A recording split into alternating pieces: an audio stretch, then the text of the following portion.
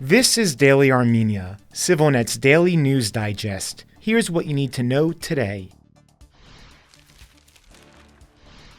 The fallout continues from yesterday's attack in the southern Syunik region, which left 4 Armenian soldiers dead, marking Armenia's first combat deaths of the year. The EU's foreign policy chief, Josep Borrell, condemned Azerbaijan's actions as disproportionate, reiterating the EU's full commitment to supporting a sustainable and lasting peace. Azerbaijan's foreign ministry quickly dismissed Borrell's remarks as groundless and anti-Azerbaijani, while also accusing the EU monitors on the Armenian side of the border of sponsoring mercenaries that jeopardize the lives of Azerbaijanis. There was no immediate clarification. At the same time, Matthew Miller, the State Department spokesperson, said the United States was concerned by the escalation, while Assistant Secretary of State James O'Brien called for more diplomacy and said Washington would continue trying to bring the parties together. For his part, the Kremlin spokesperson, Dmitry Peskov, called on both sides to exercise restraint. In other news from Moscow, a senior official at the Collective Security Treaty Organization said today that the Russian-led military alliance considers further escalations along the Armenian-Azerbaijani border likely. There is a high conflict potential in the region, CSTO Chief of Staff Andrei Serdyukov told the TASS news agency today, placing blame on the West for attempts to influence developments in the South Caucasus.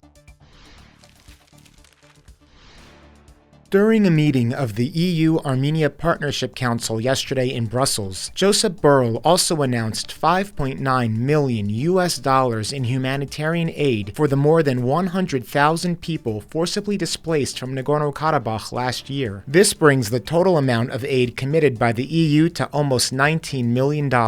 Speaking alongside Armenian Foreign Minister Ararat Mirzoyan, Borrell expressed his full commitment to strengthening Armenia's resilience and further enhancing cooperation in security and defense. Borrell pledged to pursue a very ambitious partnership agenda and noted recent plans to expand the EU monitoring mission in Armenia. For his part, Mirzoyan indicated the sides also agreed to further strengthen trade and economic ties and urged the EU to lift visa requirements for Armenian citizens. While in Brussels, Mirzoyan also met with Javier Colomina, NATO's representative for the South Caucasus, to discuss further enhancing the Armenia-NATO partnership.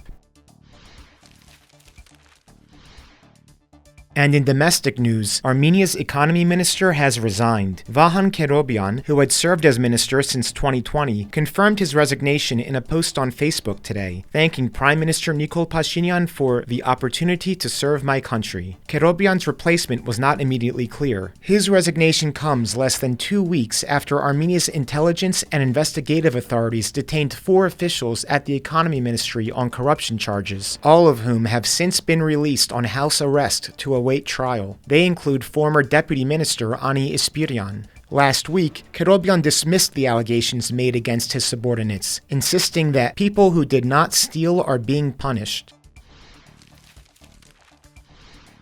To learn more on the wider context behind the corruption probe, check out the most recent edition of CivilNet's weekly business digest. The investigation has also rocked Armenia's tech scene, as an executive and employees of one of the leading Armenian tech companies have also become ensnared. The latest episode also details HSBC Bank's move to exit Armenia as part of a broader restructuring, leaving the country without a Western commercial bank. And finally, the CivilNet number of the day is 250. That's the number of recipes for traditional Armenian dishes now available to the public as part of a new initiative from Armenia's Culture Ministry, aimed at preserving the country's culinary heritage. The recipes were taken from communities across every region of Armenia.